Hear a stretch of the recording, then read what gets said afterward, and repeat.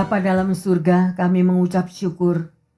Terima kasih untuk tuntunan-Mu, terima kasih Tuhan untuk apa yang Kau sudah berikan pada siang hari ini kepada setiap kami. Kami terlalu percaya Bapa, bahwa apa saja yang Engkau pesankan kepada anak-anak-Mu, semuanya itu akan terjadi. Dan biarlah kami semakin waspada di hari-hari ke depan ini Tuhan. Biarlah hidup kami semakin berkenan di hadapan-Mu. Hidup kami berkenan di hati-Mu ya Bapa. Roh Kudus, sertai umat-Mu. Urapi hamba-Mu dan urapi jemaat maupun pendengar yang setia. Kami mau belajar lagi Tuhan. Apa yang Engkau berikan kepada setiap kami. Terima kasih Bapak. Untuk waktu yang luar biasa ini. Di dalam nama Tuhan Yesus. Hamba berdoa. Haleluya. Amin. Amin. Amin. Shalom. Bapak Ibu pendengar sekalian yang terkasih dan jemaat yang dikasih oleh Tuhan Yesus. Siang hari ini kita bertemu kembali ya. Dan kita akan belajar bagaimana hidup saudara dan saya itu berkenan di hati Tuhan. Ya, rasanya kita semua mau ya untuk menyenangkan hati Tuhan, untuk boleh kita ini berarti ya di hadapan Tuhan ya, seperti Daud. Yang terkasih, setiap hari kita dihadapkan dengan berbagai banyak tantangan di dalam kehidupan. Ya, baik itu di dalam masalah pekerjaan, baik itu di dalam masalah tantangan hidup apapun di tengah keluarga, ataupun masalah-masalah pribadi yang saudara dan saya hadapi sedemikian rupa. Kadang-kadang juga kita merasa terjebak di dalam situasi yang tidak dapat kita atasi. Ya, mungkin ada yang pernah mengalami, namun kita tahu bahwa Alkitab sudah mengajarkan bagi saudara dan saya bahwa tantangan bukanlah akhir dari segala-galanya. Masalah hidup apapun yang kita hadapi bukanlah akhir dari segala-galanya. Tetapi justru kita akan melihat Tuhan kita ikut bekerja di dalam segala perkara yang saudara dan saya hadapi. Ya, dan tidak pernah membiarkan kita berjalan sendiri. Sungguh luar biasa. Ya, oleh karena itu kita mau pakai setiap kesempatan yang ada, yang Tuhan berikan dalam hidup saudara dan saya untuk melihat kekuatan, kedahsyatan kuasa Tuhan yang membela di dalam setiap pribadi lepas pribadi. Dan tema khotbah kita pada hari ini yang terkasih adalah hidup berkenan di hati Tuhan. Mari kita bersama-sama membaca di dalam Kisah 13 ayat yang ke-22. Setelah Saul disingkirkan, Allah mengangkat Daud menjadi raja mereka. Tentang Daud Allah telah menyatakan, Aku telah mendapat Daud bin Isai, seorang yang berkenan di hatiku dan yang melakukan segala kehendakku. Haleluya yang terkasih. Sangat indah ya firman Tuhan di sini ya yang dikatakan ya. Bahwa Tuhan mengangkat Daud menjadi raja mereka. Dan bahkan dikatakan yang terkasih bahwa Tuhan itu mendapatkan Daud itu seorang yang berkenan di hatinya. Karena apa? Karena Daud selalu melakukan segala kehendaknya. Bagaimana Anda dan saya?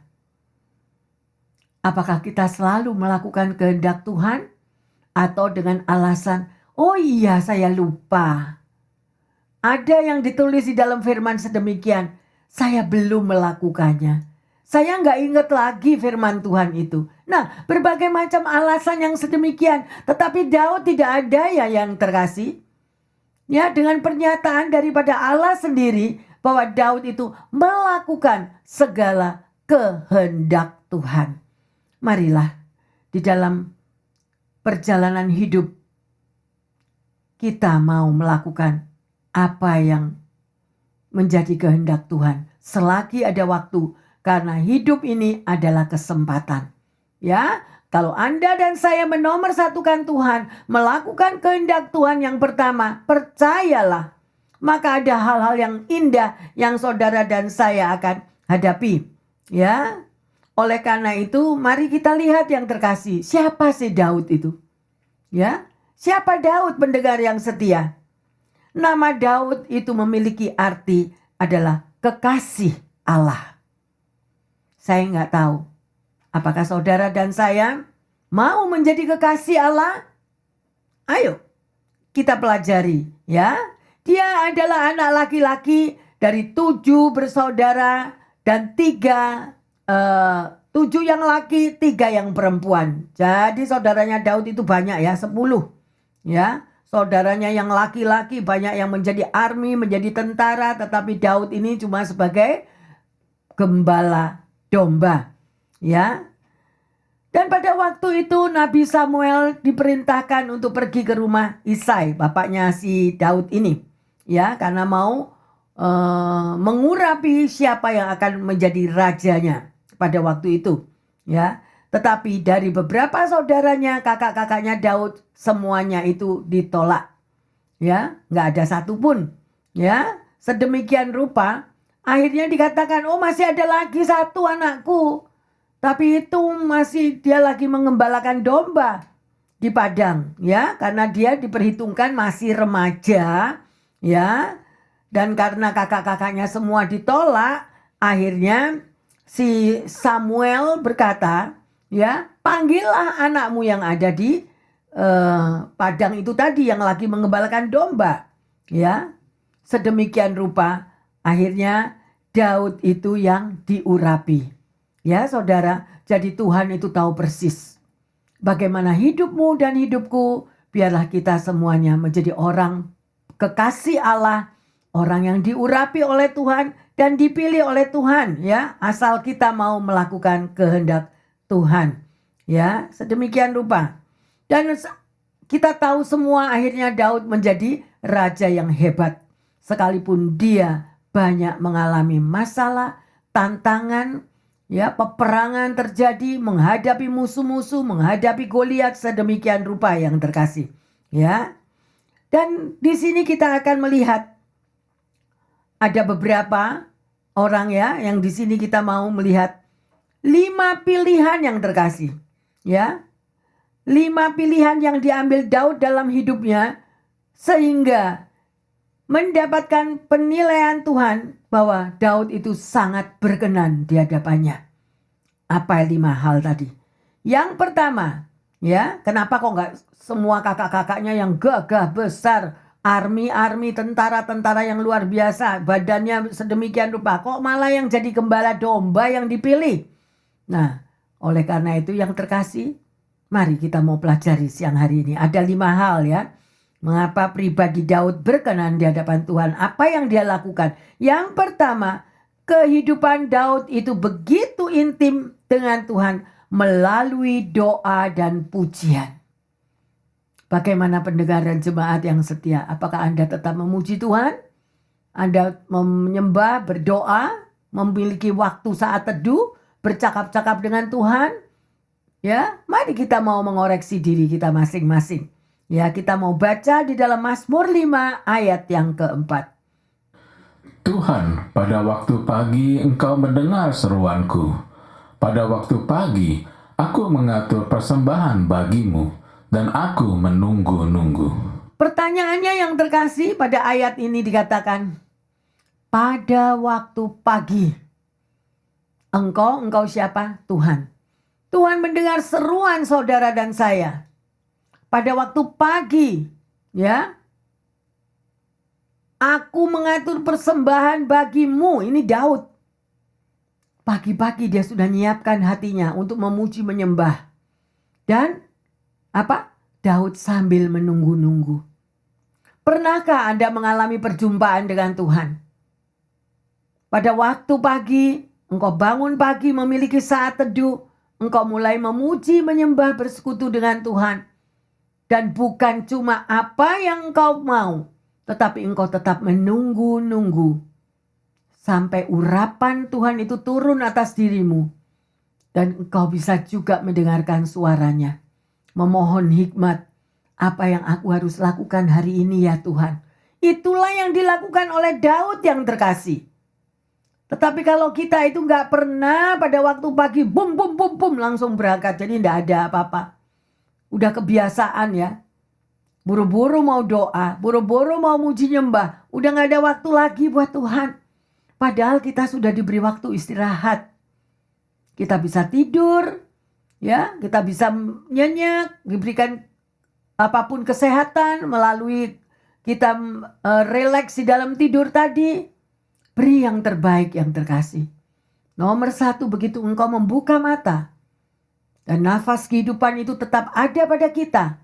Yang pertama adalah untuk memuji, menyembah, memuliakan Tuhan.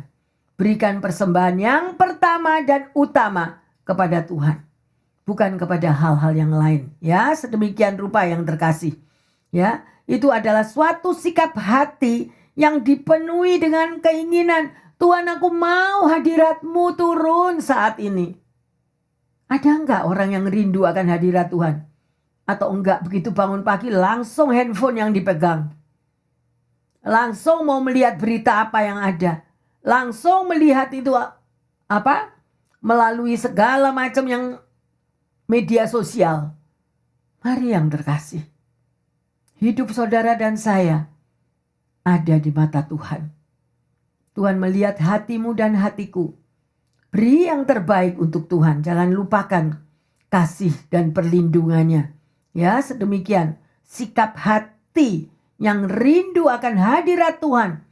Itu sangat Tuhan amat suka, ya. Kalau Anda rindu kepada Tuhan, dia pasti juga Tuhan akan rindu kepada Anda. Untuk selalu mau bersekutu dengan Anda dan saya, ya. Memiliki satu hubungan yang intim yang terkasih.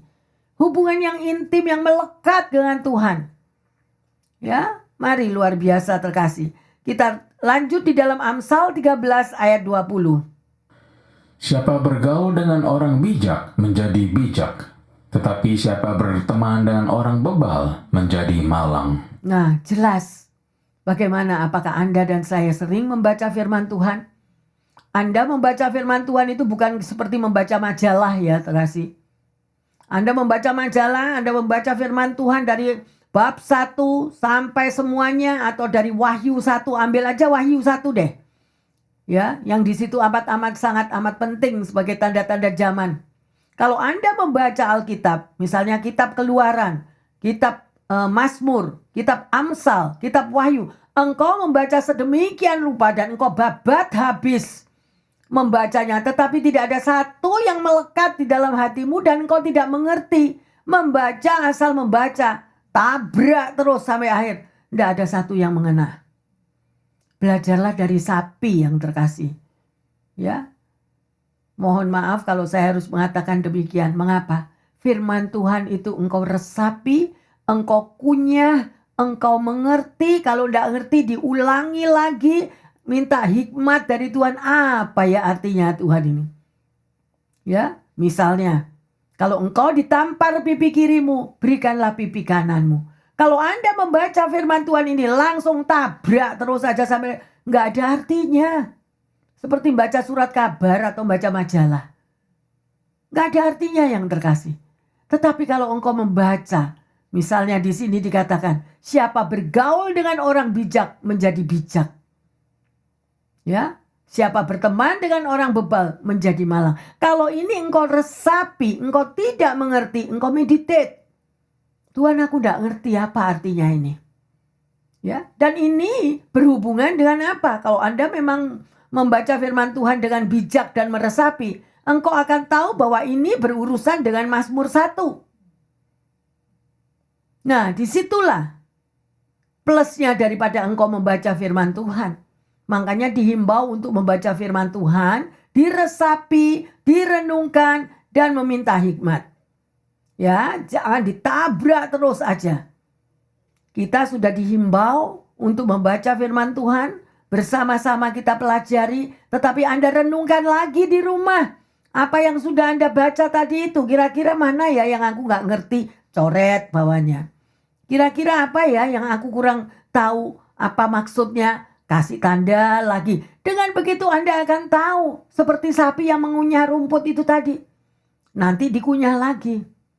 Ya, oleh karena itu mari kita semuanya merenungkan firman Tuhan. Apa dikatakan firman Tuhan? Siang dan malam. Nah, ya, dan kau akan mengerti jelas apa yang dimaksud.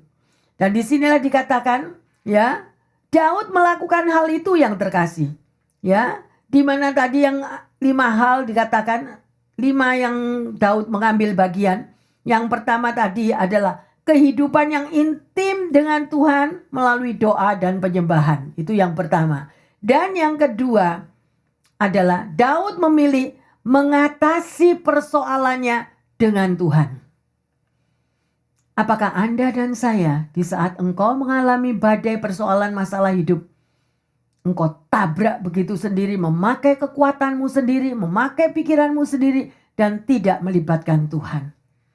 Berapa banyak orang yang tidak melibatkan Tuhan di dalam semua keputusannya, di dalam segala persoalannya, kita justru malah jatuh tersungkur. Salah alamat, salah decision, salah mengambil keputusan. Berhati-hatilah ya, semua udah diajarkan melalui firman-Nya. Mari kita baca 1 Samuel 17 ayat 37.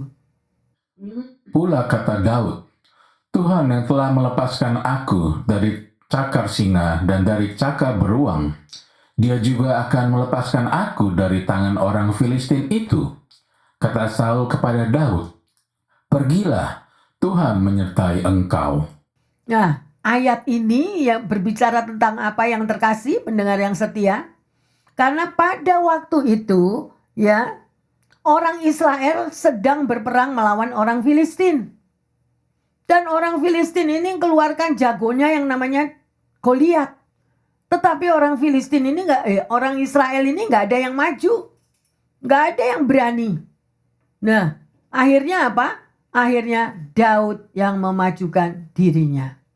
Ya, jadi si Goliat itu tiap hari orang Israel ini diolok-olok, tiap hari diremehkan, direndahkan, dihina sedemikian rupa. Ya. Kata-katanya yang mencemooh daripada orang-orang Israel ini tadi. Dan akhirnya apa? Daud yang memberanikan dirinya maju kepada Saul dan mengatakan biarlah aku yang maju melawan Goliat. Apa? Dengan imannya Daud itu tadi ngomong sama Tuhan. Tuhan ini sudah ngelepasin aku dari cakar singa dan juga dari cakar beruang.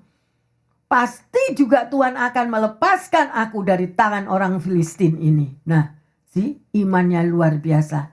Bagaimana Anda dan saya? Di saat engkau menghadapi tantangan persoalan hidup, baik tengah keluarga, baik ke ekonomi, maupun di tengah pekerjaan dan macam-macam.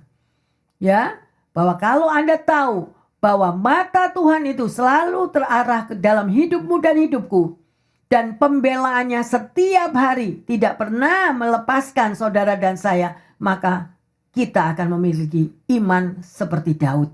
Amin. Ya, sungguh luar biasa ya. Karena banyak sekali anak-anak Tuhan ini menghadapi Goliat-Goliat palsu. Tantangannya banyak dan belum apa-apa kita sudah KO. Karena apa? Karena melihat tadi itu. Itulah tipu daya iblis untuk menjatuhkan anak-anak Tuhan. Ya. Jadi, yang kedua adalah Daud selalu melibatkan Tuhan di dalam mengatasi persoalan hidupnya. Yang ketiga, sedemikian rupa bahwa Daud menghadapi setiap hal dengan sudut pandang yang benar. Apa artinya Bu Pendeta? Kok menghadapi masalah mesti lihat dengan sudut pandang yang benar? Iya, yang terkasih. Why? Karena banyak sekali daripada kita anak-anak Tuhan di dalam menghadapi masalah persoalan hidup, yang maju dulu tuh emosinya. Betul lah, betul? Nah, kalau emosinya itu sudah maju, ini yang pikiran ini udah, yang waras itu, pikiran yang waras itu sudah gak kepake lagi. Gak ada self control lagi, tidak berdoa, tidak minta hikmat daripada Tuhan, tidak melibatkan Tuhan di dalam menghadapi persoalan-persoalan hidup, ya akhirnya kita jadi KO sendiri. Ya, tetapi tidak dengan Daud. Ya, Daud tidak demikian. Ya, dia selalu berpikir positif, melakukan setiap apapun yang dia mau lakukan itu dengan benar. Saya percaya pasti Daud ini melibatkan Tuhan. Ya, dan pasti ada hikmat di dalam dirinya Daud. Bayangkan, ya. Daud itu seorang gembala domba menghadapi tantangan beruang, singa, kemudian Goliat, kemudian orang-orang Filistin, kemudian apa saja. Dan juga apa yang paling parah yang terkasih. Musuh boleh ada dari luar kita hadapi. Tetapi kalau itu musuh ada di dalam keluarga, itu yang berat. Dan di mana apa yang Daud alami yang terkasih? Dia mau dibunuh sendiri oleh anaknya. Ya, siapa anaknya? Absalom. Ya, karena Absalom mau merebut tahta daripada Daud. Itu bayangin itu hati seorang bapak. Sampai Daud lari, ya, sedemikian rupa tantangan pergumulan. Saya nggak tahu yang terkasih. Mungkin ada juga daripada pendengar maupun jemaat yang menghadapi persoalan tantangan di tengah keluarga. Ya, anak-anak yang begitu meributkan warisan dari orang tua, bahkan orang tuanya sendiri pun ya sempat diusir meninggalkan rumah hanya untuk direbut warisannya. Berapa banyak cerita seperti itu? Pernah dengar gak? Bahkan juga ada keluarga ya yang berurusan dengan pengadilan hanya karena soal warisan. Ya, mau merebut warisan orang tuanya sampai orang tuanya pun dibawa ke pengadilan. Ini loh zaman ini udah gak karu-karuan. Zaman ini gak tahu lagi yang benar yang mana ya yang terkasih. Sedemikian rupa. Ya, jadi Daud ini dikejar sama anaknya Absalom tersebut. Sampai ada seorang pengikut juga yang mengutuki Daud yang namanya Simei. Simei ini mengutuki si Daud ini tadi. Dan ada daripada orang yang membela Daud, yaitu dia yang mau membunuh daripada Simei tadi. Tapi apa kata Daud? Jangan lakukan itu. Ya, jangan lakukan. Ya, namanya Abisai. Abisai ini membela Daud, ya, untuk membunuh daripada Simei. Ya. Tapi Daud melarangnya. Jangan lakukan itu. Kalau itu memang kehendak Tuhan, mari kita hanya berdoa dan berserah. Siapa tahu kalau Tuhan memakai Simei untuk membunuh Daud itu atas seizin Tuhan. Ya, jadi Daud tidak mau berbuat salah yang terkasih. Sedemikian rupa. Ya. Jadi pola pikir daripada Daud itu benar. Dia bukannya emosi, dia bukannya sakit hati. Oh iya, aku diperlakukan gini. Aku sudah dikata-katai, aku sudah direndahkan. Sedemikian rupa apa yang Simei lakukan kepada Daud. Ya, tetapi apapun Daud tidak mau Abisai membunuh daripada Simei. Mari kita lihat Filipi 4 ayat yang ke-8. Jadi akhirnya, saudara-saudara, semua yang benar, semua yang mulia, semua yang adil, semua yang suci, semua yang manis, semua yang sedap didengar, semua yang disebut kebajikan dan patut dipuji, pikirkanlah semuanya itu. Nah, ini loh. Ya, Daud memakai ini yang terkasih. Ya, dia nggak mau serampangan, dia nggak mau emosi, dia nggak sembrono. Ya, karena dia udah disakiti, dia udah diapain aja direndahkan.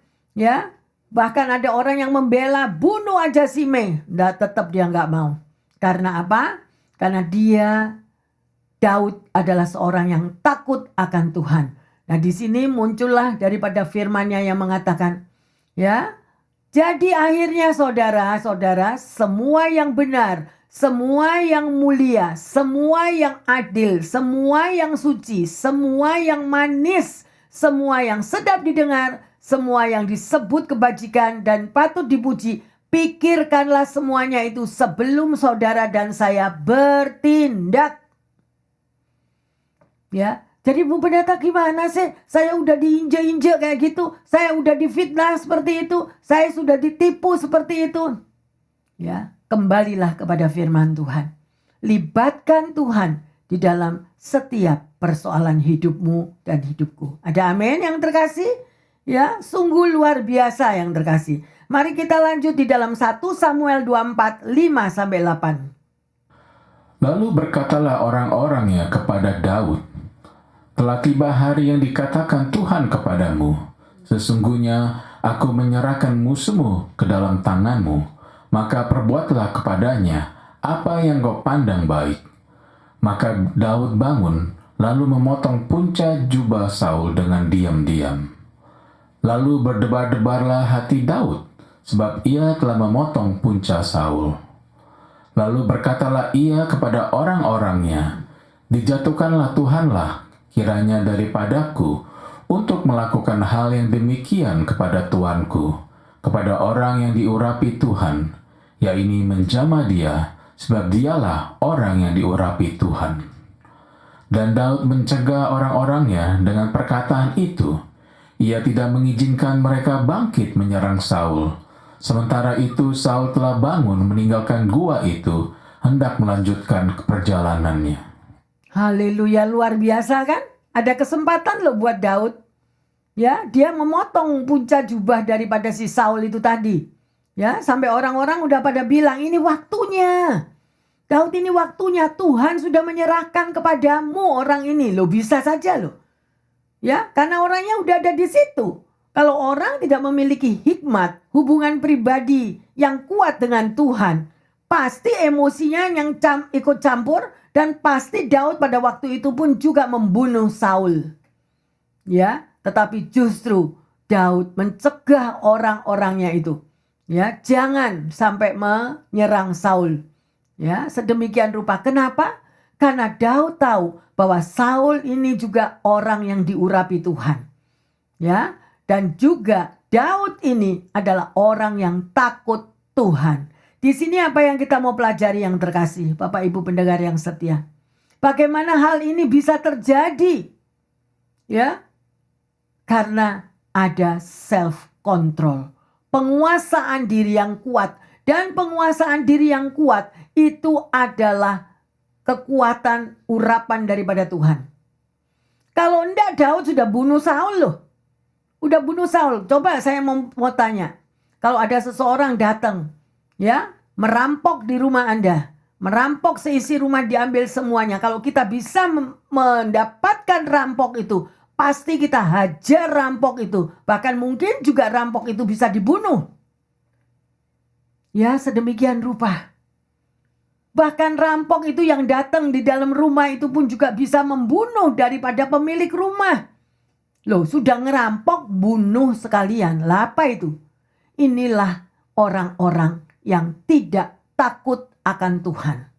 Inilah orang-orang yang sudah tidak memiliki apapun, ya, sehingga maunya, ya, mau akan apapun dunia yang jahat, itulah yang dia terjang.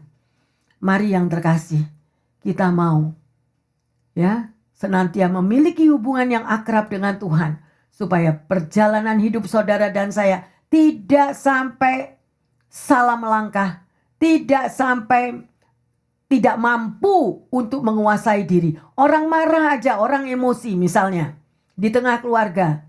Kalau ada orang yang emosi, rasanya udah banting piring, banting gelas, banting pintu, itu sudah tidak ada penguasaan diri. Why? Kenapa sampai bisa emosi memuncak seperti itu? Coba tanya diri sendiri, periksa diri sendiri, adakah engkau memiliki hubungan pribadi dengan Tuhan? Kalau engkau memiliki hubungan pribadi dengan Tuhan, engkau akan mampu mawas diri dan engkau bisa mencengkeram emosimu, ya, memiliki apapun penyangkalan diri untuk kita tidak salah bertindak. Mari yang terkasih, ya, hidup ini untuk belajar terus. Kita mau belajar, kita mau meneladani seperti apa yang tertulis dalam firman Tuhan. Ada amin? Haleluya. Ya, mari kita lanjut di dalam 1 Samuel 26 ayat 10 sampai 12. Lagi kata Daud, "Demi Tuhan yang hidup, niscaya Tuhan akan membunuh dia. Entah karena sampai ajalnya dan ia mati, entah karena ia pergi berperang dan hilang lenyap di sana. Kiranya Tuhan menjauhkan daripadaku untuk menjamah orang yang diurapi Tuhan. Ambillah sekarang tombak yang ada di sebelah kepalanya dan kendi itu, dan marilah kita pergi." Kemudian Daud mengambil tombak dan kendi itu dari sebelah kepala Saul.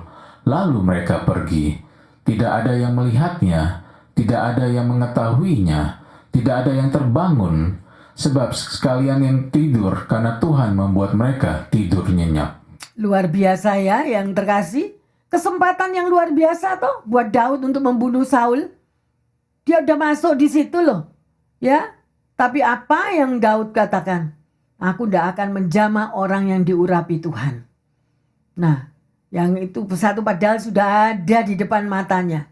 Dia bisa mawas diri, dia punya self control. Apa yang dia ambil? Cuma tombak dan kendinya. Taruh tempatnya Daud. Kalau Anda dan saya bisa di posisi Daud, apa yang akan Anda lakukan? Ya, masing-masing memiliki jawaban sendiri. Ya, dan disinilah kita bisa melihat juga karena apa? Itu juga sebagai ujian ya kepada Daud. Apakah dia orang yang benar-benar takut akan Tuhan dan dia tahu persis siapa itu Saul, orang yang diurapi Tuhan. Jadi penguasaan diri daripada Daud ini sangat amat kuat. Dia nggak mau salah di hadapan Tuhan. Oleh karena itu dikatakan apa firman Tuhan tadi? Daud adalah orang yang berkenan di hadapan Tuhan. Anda mau menjadi orang yang berkenan di hadapan Tuhan? Koreksi diri ayo. Siapa yang suka marah? Siapa yang dikit-dikit emosi? Siapa yang dikit-dikit gosipin orang? Karena melihat kelebihan orang lain gak suka. Karena melihat orang lain lebih sukses gak suka. Karena melihat orang lain diberi pekerjaan lebih banyak, gak suka. Dan akhirnya timbullah kata-kata yang negatif-negatif tadi. Ayo yang terkasih, kita sudah tiba di akhir zaman. Koreksi diri, kurangi diri. Memang kadang-kadang sakit. Penyangkalan diri itu sakit kalau kita tahu bahwa hidup kita itu di-use sama orang. Ya, berapa banyak. Ya, koreksi diri, kita gak perlu menghakimi. Ya, lebih banyak kita itu ringan tangan, spontani untuk melihat apa yang menjadi kebutuhan orang lain. Kalau engkau mampu, lakukan dengan spontan. Ya, terlebih daripada tutup telinga, tutup mata sedemikian rupa. Demikian apa yang engkau lakukan hal itu padahal engkau sanggup untuk melakukannya. Tetapi engkau tidak mengulurkan tanganmu, maka Tuhan juga akan menutup jalan kita. Nyadar enggak itu? Nyadar. Ya, tapi banyak orang yang enggak sadar yang terkasih. Kembalilah kepada firman Tuhan ya. Kita enggak perlu minta-minta pertolongan kepada orang ya. Seperti seolah-olah atau apa. Bahasa kasarnya itu ngemis sama orang memohon pertolongan. Enggak perlu. Spontani itu harus ada. Kalau kita nggak punya hati yang spontani untuk menolong orang lain, ya, mari kita perlu tanya kepada Tuhan. Tetapi selalu mengharapkan orang lain berbuat spontani kepada kita. Nah, itu, ya. Mari, apa yang kita lakukan, semua yang saudara dan saya lakukan, kita melakukan untuk siapa? Untuk Tuhan yang terkasih. Ya, sungguh luar biasa. Dan akhirnya yang terkasih, di mana Daud ini dia menjadi raja yang sukses, luar biasa, memerintah sampai 20 tahun ya, lebih kerajaannya. Dan yang kelima, apa yang dilakukan Daud? Ya, Daud berani mengakui dosanya dan bertobat.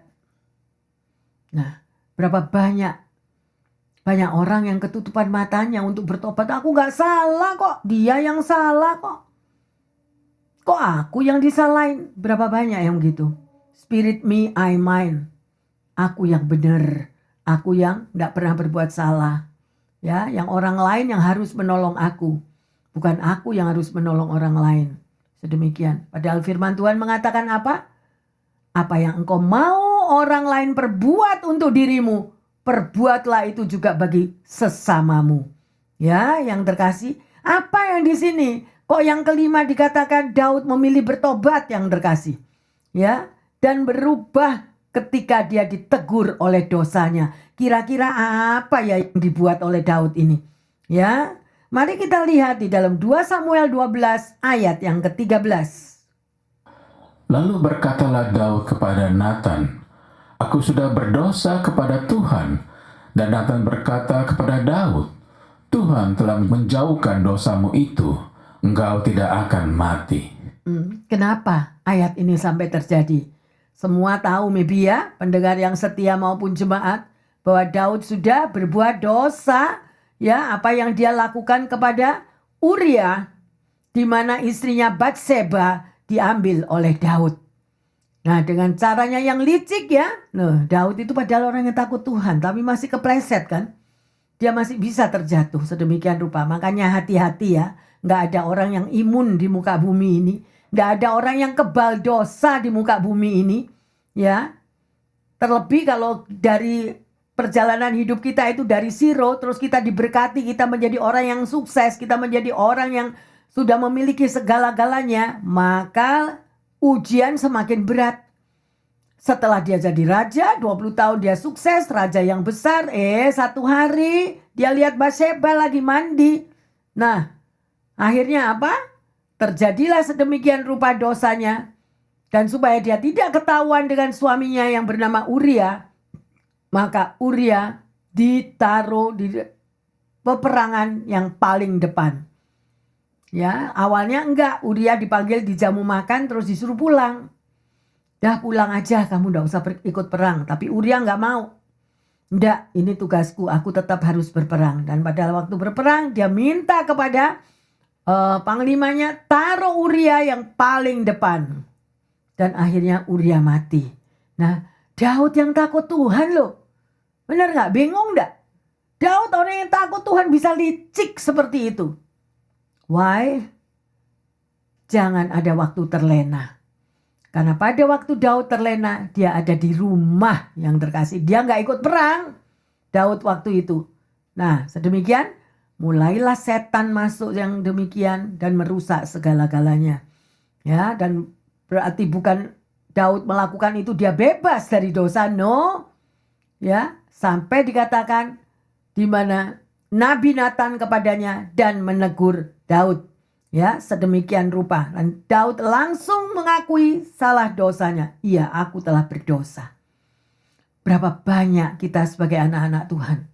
Kalau kita sudah berdosa, kita sudah melakukan, kita sudah nge-use orang atau apa saja dengan cara kita.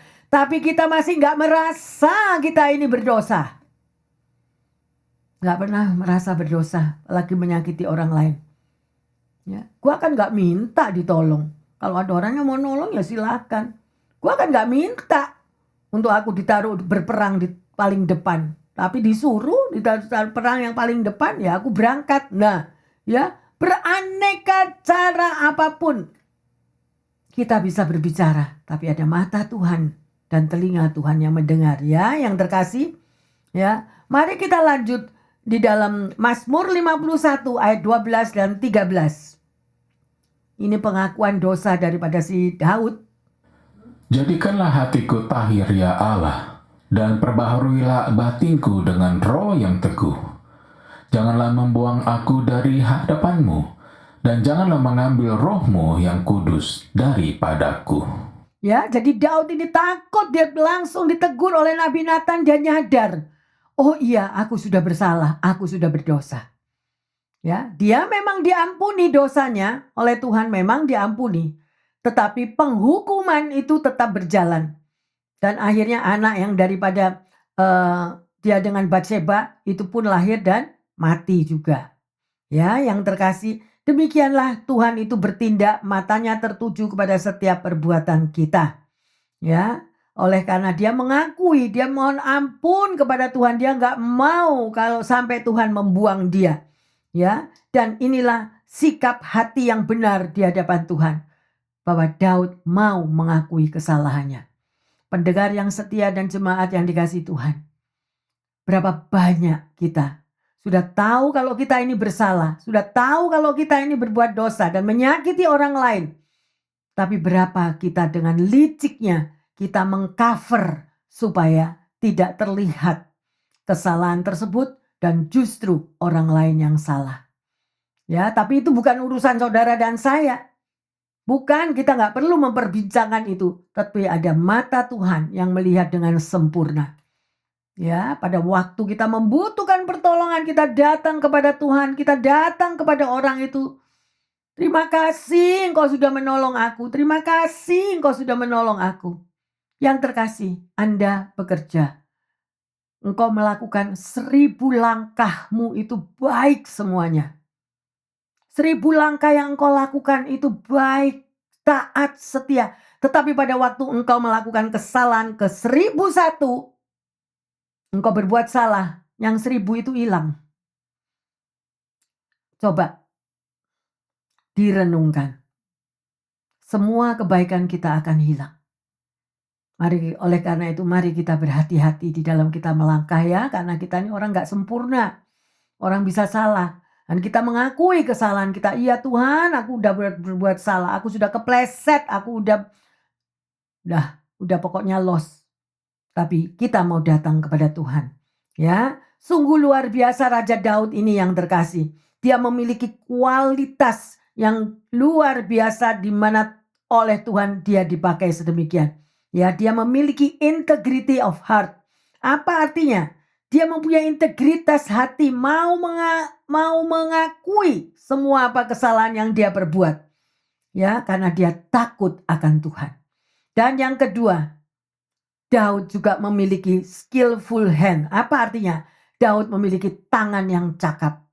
Ya, dia mahir melatih talenta yang Tuhan berikan di dalam hidupnya. Sehingga dia mampu berperang, mampu melakukan apa saja. Bayangan dia bisa ngalahin singa dan beruang.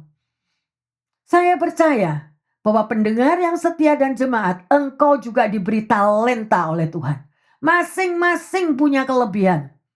Masing-masing mempunyai keterampilan. Pertanyaannya, apakah engkau pakai talentamu? Apakah engkau gunakan keterampilanmu untuk memuliakan Tuhan? Atau kita hanya duduk diam, duduk manis? Bu Pendeta gimana sih? Orang tua kan masih menjamin saya. Orang tua masih bisa nyukupi saya. Ngapain saya mesti kerja keras? Sih? Semuanya gak ada yang sempurna. Yang terkasih. Di waktu orang tua kita sudah dipanggil Tuhan. Maka hidupnya akan membuat kesusahan bagi orang lain. Ayo kita mawas diri. Gak ada orang yang sempurna, tapi lakukanlah firman Tuhan. Pasti engkau akan mendapatkan berkat yang luar biasa. Ya, keterampilan khusus dari Tuhan pasti akan diberikan. Ya, memang perjalanan hidup itu berat, tetapi kalau kita melibatkan Tuhan, percayalah, hidupku pasti dilindungi dan berkatnya pasti dicurahkan. Ya, yang terkasih. Ada sebuah cerita yang luar biasa dan ini benar-benar terjadi. Dan biarlah kita mau menjadi pengikut atau menjadi teladan daripada kisah nyata ini. Ya. Cerita ini adalah seorang yang bernama Desmond Thomas Doss. Ya. Desmond ini ceritanya yang terkasih. Ya. Kekuatan dia yang terbesar bukan daripada senjata, tetapi melalui dari kedalaman iman. Loh, ceritanya gimana? Ayo kita dengar cerita ini. Desmond itu lahir pada 7 Februari tahun 1919 di Lynchburg, Virginia. Di dalam keluarga yang sederhana dan taat pada gerejanya, sangat aktif di dalam dia mengikuti, mensupport di dalam dia bergereja. Masa kecilnya dia diajarin dengan ibunya dengan satu doktrin yang luar biasa. Terus dengan kasih ibunya ini mendidik dia bahwa jangan membunuh. Ya, jadi itu terus tertanam di dalam hatinya Desmond bahwa hidupnya nggak boleh bunuh orang. Ya, sedemikian. Ya, nilai-nilai ini tumbuh menjadi satu keyakinan yang tidak tergoyahkan. Tetapi pada waktu Pearl Harbor diserang pada tahun 1941, jiwa patriotik daripada Desmond ini terbangun. Ia ingin melayani negaranya, namun dengan caranya sendiri. Loh, ya. Dan dia katakan, saya merasa sangat terhormat untuk melayani Tuhan dan melayani negaraku. Sedemikian rupa, ya. Dan apa yang dia taruh di dalam hatinya itu tetap ajaran ibunya termeterai di dalam hatinya. Dia merasa tidak mau untuk mengangkat senjata, ya. Dan untuk berperang itu kan mesti ngangkat senjata yang terkasih. Jadi sampai dia diejek oleh teman-temannya, ya, cemoohan, bahkan diancam, ya. Dan pada waktu tahun 1942 bulan April, ya, Desmond menghadapi berbagai tantangan karena rekan-rekannya semua mengejek dia dan menganggapnya dia pengecut. Kalau kamu tidak berani angkat senjata itu pengecut. Tetapi pelayanan Desmond di dalam peperangan itu adalah dia sebagai medis, ya, yang bagian yang mengurusin orang-orang yang sakit, orang-orang yang luka dengan segala obat-obatannya. Dan semua teman-temannya menganggapnya, mencemoohnya dia sebagai seorang pengecut. Dan setiap hari di dalam malam-malam yang sangat tercekam itu, teman-temannya sudah merancangkan untuk melukai, untuk menjatuhkan Damon ini. Tetapi apa yang Damon lakukan? Dia berlutut dan berdoa dan hanya membaca firman Tuhan. Itu yang dia hadapi. Ya, dan Alkitab itulah yang menjadi pelipur laranya. Dia mendapatkan kekuatan dari sedemikian rupa. Jadi pada waktu seperti Daud menghadapi Goliat, demikian Desmond menghadapi serangan-serangan dari teman-temannya sendiri loh. Bukan dari musuh masih. Masih di dalam lingkungan tentara-tentara di camp di situ. Karena Desmond tidak mau mengangkat senjata. Sedemikian. Ya. Dan terjadi pergumulan yang luar biasa, ya. Pada waktu itu ada di Guam dan di Filipina. Waktu itu terjadi peperangan dan peluru itu berdesing-desing di mana-mana, meledak di sekitarnya. Dan ia berlari justru menuju bahaya, bukan untuk menyerang, tetapi untuk menyelamatkan. Dengan tas yang berisi obat-obatan di punggung dan hati yang penuh kasih, dia menjadi malaikat penyelamat bagi sesama tentara. Setiap kali ia menyelamatkan nyawa, Desmond berdoa dan mengucapkan doa yang sangat sederhana. Tuhan, tolong saya menyelamatkan satu orang lagi. Jadi bagiannya Desmond ini hanya untuk menyelamatkan tentara-tentara lain yang terluka itu bagiannya dia. Ya, kalau yang satu sudah diangkat, dia rawat, ya ini datang lagi yang satu, nah itu bagiannya Desmond. Dan setiap kali kalau dia bisa menyelamatkan tentara-tentara yang hampir meninggal itu tadi, dia sambil berdoa pada waktu dia mengobati. Tuhan, izinkan saya menyelamatkan orang ini dan beri lagi aku satu orang lagi ya Tuhan untuk bisa aku selamatkan. Sungguh luar biasa. Itu pelayanan Desmond. Ya, dan pada 29 April hingga 21 Mei tahun 1945 menjadi hari-hari yang mengubah sejarah. Tidak hanya bagi Desmond, tetapi bagi cara dunia memandang keberanian Desmond yang sejati. Ketika grup daripada Desmond diserang habis-habisan oleh pasukan Jepang, sebagian besar tentara terpaksa mundur. Ia membuat keputusan yang mengubah segalanya. Ia tidak meninggalkan rekan-rekannya yang terluka di atas tebing. Dia sendiri tanpa senjata.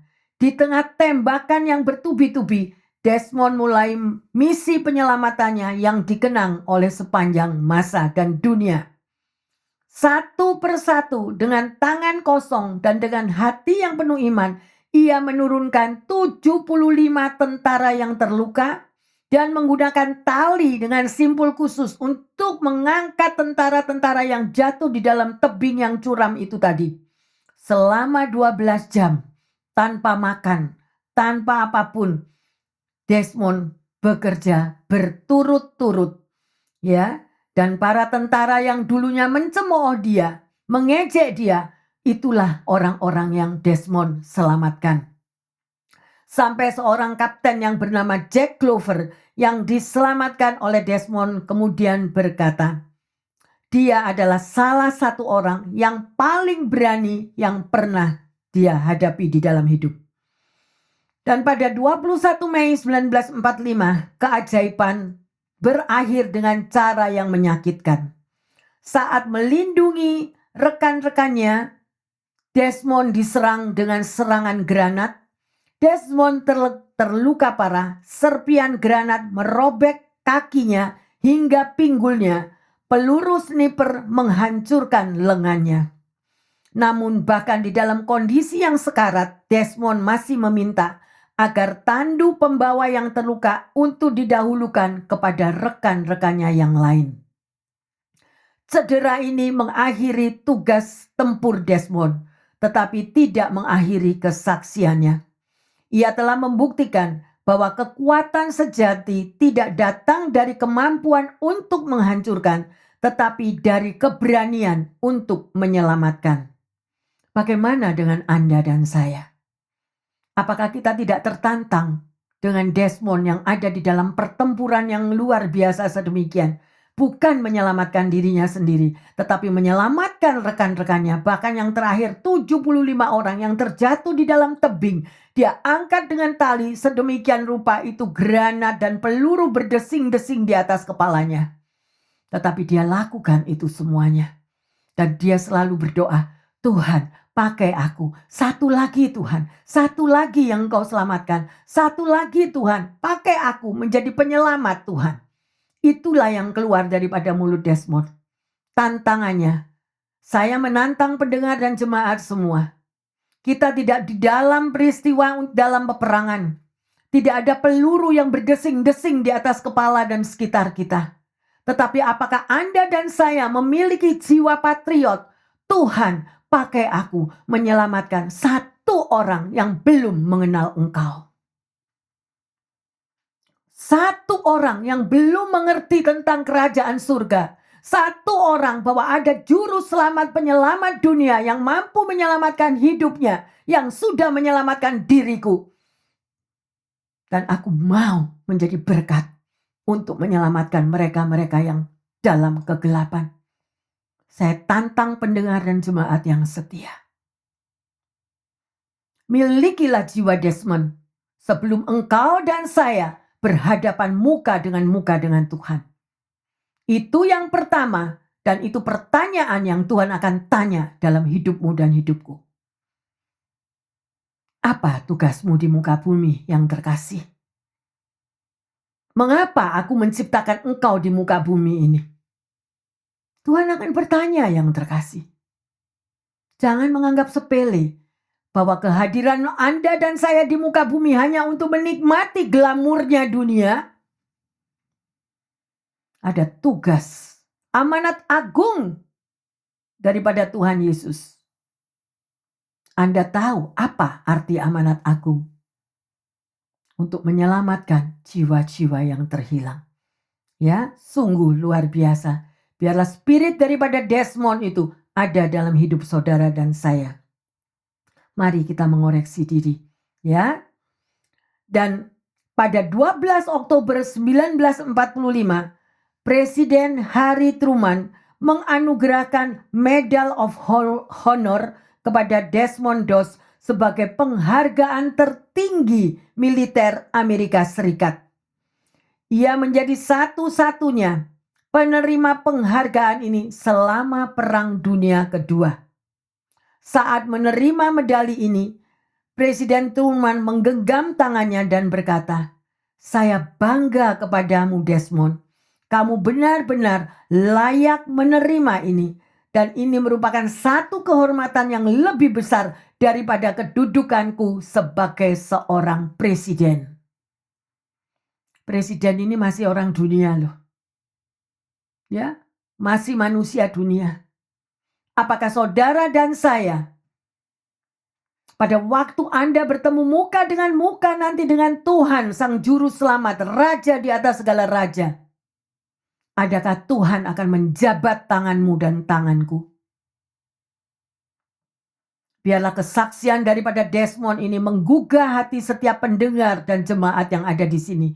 Bukan hanya engkau duduk dan menikmati glamurnya dunia, menikmati apa yang engkau terima akan kehidupan di dunia ini. Penuh sukacita, tetapi di luar daripada Tuhan Yesus. Yang terkasih, ketika imanmu dan imanku diuji, marilah ada satu kata di dalam hatimu. Tuhan, tolong saya menyelamatkan satu orang yang belum mengenal Engkau.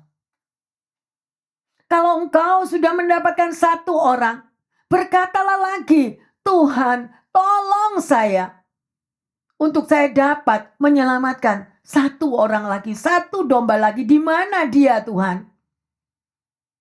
Atau kita tutup mulut, terkunci di dalam rumah, aku damai sejahtera, kok ngapain aku tanya-tanya tetangga? Ngapain aku ini pergi kiri kanan? Ngapain? No. Ada mata yang melihat. Saya cuma ingatkan, tugasmu, tugasku melakukan amanat agung. Ya, yang terkasih, mari.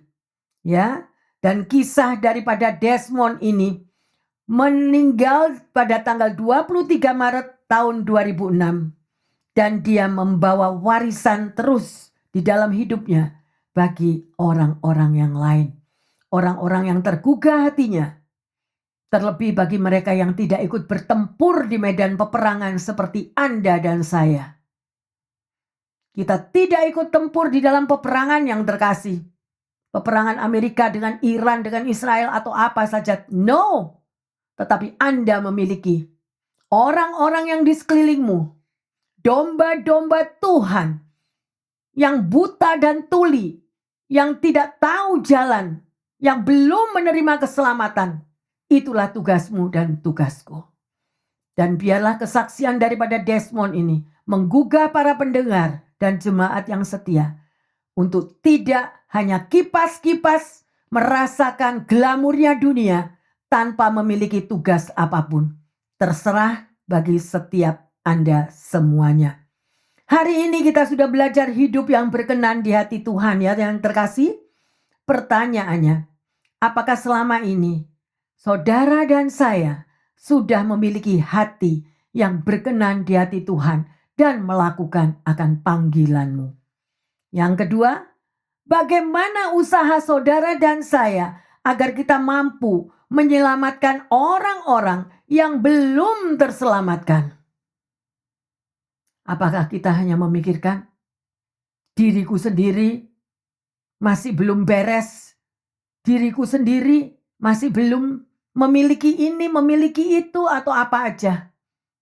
Itu urusan Anda dengan Tuhan. Tetapi saya selalu berdoa bahwa hati pendengar dan jemaat yang terkasih memiliki hati seperti Desmond. Tuhan, beri aku satu domba. Satu domba lagi, Tuhan. Satu domba lagi yang harus aku selamatkan. Dalam nama Yesus. Sungguh luar biasa, ya. Itulah amanat agung yang diberikan bagi Anda dan saya. Dan sebagai ayat Mazmur 119 ayat 2 dan 3. Berbahagialah orang-orang yang memegang peringatan-peringatannya, yang mencari Dia dengan segenap hati, yang juga tidak melakukan kejahatan, tetapi yang hidup menurut jalan-jalan yang ditunjukkannya. Amin. Ada amin yang terkasih? Ya, sungguh luar biasa. Pendengar yang setia dan jemaat yang dikasihi Tuhan Yesus, mari kita semua mau hidup berkenan di hati Tuhan dengan melakukan panggilanmu dan panggilanku. Maka kita akan melihat tuntunan Tuhan selanjutnya akan membimbing perjalanan hidup kita. Mari kita satu dalam doa. Bapa dalam surga, kami mengucap syukur untuk firman yang Kau sudah berikan bagi kami. Dan kami mau belajar dari Daud, ya Tuhan. Apa yang Engkau sudah berikan kepada Daud, biarlah itu menjadi satu pelajaran bagi kami. Yaitu selalu melibatkan Engkau Tuhan di dalam setiap kehidupan ini. Memiliki satu penguasaan diri yang luar biasa. Dan kami mau Bapa, hanya kata-katamu saja yang menuntun umatmu. Kata-katamu saja yang mencengkeram setiap pribadi. Sehingga kami tidak salah melangkah. Memiliki penguasaan diri. dan selalu melibatkan Engkau di dalam segala perkara. Terima kasih Tuhan Yesus, terima kasih Roh Kudus. Di hari yang luar biasa ini juga, di mana firman-Mu yang mengatakan, biarlah hidup kami mau Tuhan berkenan di hati-Mu Bapa. Buat kami menjadi anak-anak-Mu yang berkenan di hati Bapa. Menjadi orang yang mau menyelamatkan sesama juga. Menyelamatkan mereka yang berada di dalam kegelapan ya Tuhan. Karena Engkau sudah menyelamatkan kami. Dan ini adalah tugas kami melakukan amanat agung untuk menyelesaikan apa yang menjadi kehendak Tuhan. Dan kesempatan yang indah ini hamba berdoa bagi mereka yang lagi sakit. Lagi yang mengalami kekurangan kesehatan. Lagi yang ada di rumah sakit maupun ada di rumah Tuhan. Di dalam keberadaan kesendiriannya. Atau tidak dalam keadaan lemah dan putus asa. Tuhan Yesus kami percaya darah Kalvari mampu menyembuhkan mereka. Mampu memberikan penghiburan. Mampu menguatkan setiap mereka. Pakai setiap keluarga-keluarga yang memiliki ada yang sakit di dalam rumahnya. Mempunyai hati yang penuh kasihan Tuhan. Memberikan hati yang penuh pertolongan. Bukan dengan semangat yang egois Tuhan. Hanya untuk dirinya sendiri. Mari Bapa, karena mata-Mu tertuju kepada setiap kami. Biarlah kami memiliki hati yang penuh kasih. Mau berbagi untuk menolong bagi mereka-mereka yang menderita sakit ya Tuhan. Terima kasih Bapa. Dan hamba berdoa kesembuhan akan Kau berikan Tuhan. Engkau tahu yang terbaik bagi mereka yang lagi mengalami kesulitan di dalam kesehatannya. Demikian juga bagi mereka yang mengalami Tuhan di dalam masalah ekonomi, baik untuk segala pembayaran sekolah, kebutuhan hidup keluarga, maupun apa saja ya. Ada yang di PHK tidak memiliki pekerjaan. Tuhan Engkau Jehovah Jireh. Kalau burung-burung di udara Tuhan pelihara, demikian juga anak-anak-Mu yang lagi mengalami kekurangan. Beri mereka penghiburan-Mu dan beri mereka penolong-penolong. Dan terobosan terjadi agar mereka yang belum memiliki pekerjaan, mereka mendapatkan pekerjaan yang layak ya Tuhan. Terima kasih Bapa. Hamba berdoa juga bagi mereka yang mengalami hubungan sosial. Antara suami istri, antara keluarga, antara saudara bersaudara, antara mertua dengan menantu. Tuhan beri mereka hati, kesadaran bahwa Jesus is love. Yesus adalah kasih. Biarlah kami juga boleh mengikuti. Kasih itu ada di dalam setiap pribadi di tengah keluarga. Memiliki hati yang mau mengampuni satu dengan yang lain. Karena tidak ada seorang pun yang sempurna ya Tuhan.